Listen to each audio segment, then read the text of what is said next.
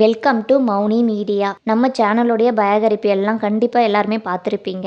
ஆனால் இன்றைக்கி யாரோடைய பயோகிராஃபின்னு பார்த்தீங்கன்னா, மலைக்காட்டுக்குள்ளே தனியாக வாழும் MBA பட்டதாரி. அது யாரும் இல்லைங்க, குக்கு வித் கோமாளி சீசன் 6ஓட ஒன் ஆஃப் த கண்டன்சன்ஸாக வலம் வந்து கொண்டிருக்கோம். நம்ம நந்தகுமார் சார் அவர்களை பற்றி பார்க்க போகிறோம். இவரை பற்றி பார்க்குறதுக்கு முன்னாடி யாரெல்லாம் நம்ம சேனலை சப்ஸ்கிரைப் பண்ணலையோ அவங்கெல்லாம் நம்ம சேனலை மறக்காமல் சப்ஸ்கிரைப் பண்ணுங்க.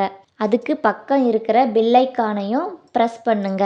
நந்தகுமார் பர்சனல் லைஃப்னு பார்த்தீங்கன்னா, இப்போ அவருக்கு வந்து 26 வயசு ஆகுது. MBA படிச்சுக்கிறாரு. IT கம்பெனியில் வந்து ஒர்க் பண்ணுறாரு. அவருக்கு வந்து விவசாயம் ரொம்ப ரொம்ப பிடிக்குமா. விவசாயம் பற்றி கனவுகள் நிறைய இருந்துச்சாம் அவருக்கு. இப்போ நாம் கூடவே பார்த்தீங்கன்னா, ஒரு சின்ன வயசில் ஒரு மண் வீடு கட்டணும், மண் அடுப்பு வச்சு மண்பானை வச்சு நம்ம சமைக்கணும் அப்படின்னு எல்லாம் நிறைய ஆசைப்பட்டு இருப்போங்க. யாருக்கெல்லாம் இந்த ஆசை இருந்துச்சுன்னு கமெண்ட்டில் சொல்லுங்கள். அந்த மாதிரி ஒரு கனவுல வாழ்கிறவர் தான் நந்தகுமார் சார் அவர்கள். அவர்களை பற்றி நம்ம இப்போ டீட்டெயிலாக பார்க்கலாம் வாங்க. கொடைக்கானலில் ஒரு சின்ன கிராமத்தில் ஒரு காட்டு பகுதியில் ஒரு தனி மண் வீடு கட்டி அதுக்கு பக்கம் ஒரு தோட்டம் அமைச்சு நாய் கோழி வாத்து எல்லாம் வளர்த்துக்கிட்டு ஒரு இயற்கையான சூழலில் வாழும் நம்ம நந்தகுமார் வீடை பார்த்தீங்கன்னா அழகா இருக்கும். இப்போ பார்த்தீங்கன்னா ஒரு மண் வீடு, பழைய ஓடு, பழைய கதவு எல்லாம் வச்சு தான் கட்டியிருக்கிறாரு. கரண்ட்டுக்கு பதிலாக வீடு முழுக்க அகல் விளக்கு ஏற்றி தான் வச்சிருப்பாரு. வீட்டில இருந்து வெளியே வந்து பார்த்தா அழகான வியூ தெரியும் அப்படின்னு சொல்லிக்கிறாரு. மழை பெஞ்சா செவுரு கரையாதான்னு கேட்கும்போது 4 பக்கமும் காவா அமைச்சு விட்டுருக்கேன் அப்படின்னு சொல்லியிருக்கிறாரு. அதில் மழை தண்ணி போயிடும். அப்புறம் பார்த்தீங்கன்னா வீட்டை நம்ம ஒழுங்காக பராமரிச்சோன்னா 100 வருஷத்துக்கு தாங்கும் அப்படின்னு சொல்லிக்கிறாரு. முதல்ல வந்து வீட்டுக்கு தேவையான காய்கறிகள் தான் விவசாயம் செஞ்சுக்கிறாரு. அது வந்து என்னென்னா உருளைக்கிழங்கு, மலைப்பூண்டு, கத்திரிக்காய், வெண்டைக்காய், கேரட்டு, பீட்ரூட்டு இது எல்லாமே விளைஞ்சிருக்கிறாரு. கொடைக்கானலில் ஃபேமஸான மலைப்பூண்டு இதில் வந்து நோய் எதிர்ப்பு சக்தி வந்து அதிகமாக இருக்குது, மினரல்ஸ் அதிகமாக இருக்குது. அதை வந்து அறுவடை செய்யறதுக்கு 120 நாள் ஆகும்னு சொல்லிக்கிறாரு. காட்டுக்குள்ளே தேன் எடுக்க போகும்போது தண்ணி தாக எடுக்கும். அவர் வந்து என்ன பயன்படுத்துவாருன்னா சொரக்கா கூட்டில் தண்ணி எடுத்து இடுப்பில் கட்டின்னு போய் தான் மரம் ஏறி தேன் எடுப்பாராம். எல்லாமே இயற்கையாக கொண்டு போகணும்னு நினச்சிருக்கிறாரு. நம்ம வந்து பாகுபலி படத்தில் எல்லாருமே கண்டிப்பாக பார்த்துருப்போம். தண்ணி அதில் குடிப்பாங்க. அந்த சொரக்கா கூட்டில் தான் பாகுபலி படத்தில் நீங்கள் கண்டிப்பாக பாருங்கள், சொரக்கா கூட்டில் தான் தண்ணி குடிச்சிருப்பாங்க. அவர் வேற என்ன பழைய காலத்து பொருள் யூஸ் பண்ணதெல்லாம் வச்சுருக்கிறாங்க அப்படின்னு பார்த்தீங்கன்னா பனை ஓலை சனவு, மூங்கில் வாட்டர் பாட்டிலு, பனை ஓலை தட்டு, பனை ஓலை முறம் இது எல்லாம் யூஸ் பண்ணுறாரு. சமைக்கிறதுக்கு வந்து மண் சட்டி தான் யூஸ் பண்ணுறாரு. இப்போது அவர் என்னென்ன விவசாயம் பண்ணுவார் அப்படின்றதெல்லாம் நம்ம பார்க்கலாம் வாங்க.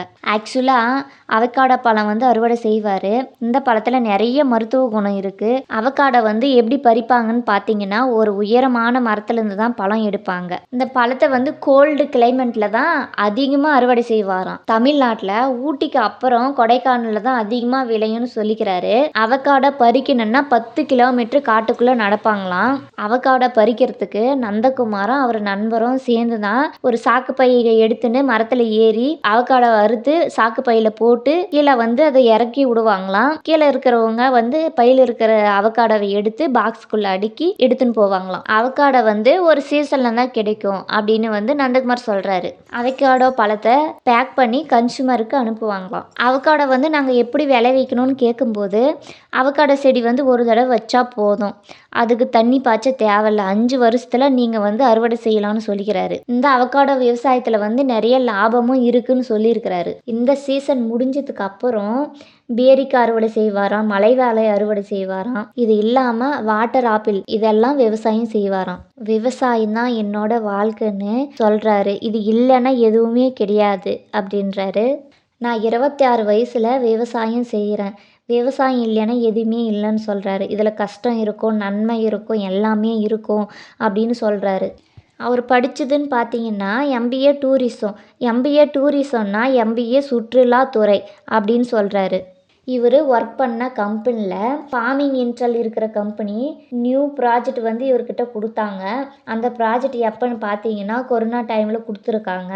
அந்த ப்ராஜெக்ட்டு ஒர்க் ஆகாமல் போச்சு. அந்த ப்ராஜெக்ட் வந்து டேக் ஒர்க் ஆகாமல் போனதில் அவருக்கு ரொம்ப வருத்தமாக இருந்ததான். ஒரு ப்ராஜெக்ட் விஷயமாக தான் அந்த மலை கிராமத்துக்கு வந்து அவர் வந்திருக்கிறாரு. அந்த மலை கிராமத்திலே தங்கிடணும்னு அப்படின்னு நினச்சிருக்கிறாரு. அந்த மலை கிராமத்தை பற்றி அவர் அழகாக சொல்லியிருக்கிறாரு. அதை பற்றி பார்க்கலாம் வாங்க. இந்த வில்லேஜ் ஒரு மேஜிக்கலான வில்லேஜ்னு சொல்லியிருக்கிறாரு. இங்கே நான் செட்டில் ஆயிடணும் அப்படின்னு நினச்சிருக்கிறாராம். அந்த கிராமத்திலே ஒரு இடத்த வந்து 18,000 வச்சு ஒரு இடத்த லீஸ்க்கு எடுக்கிறாரு. அந்த இடத்துலையே ஒரு வீடு கட்டி ஒரு தோட்டம் அமைச்சு இங்கே வாழணும் அப்படின்னு நினச்சிக்கிறாரு. லீஸ்க்கு எடுத்த இடத்துல ஒரு வீடு கட்டுறாரு.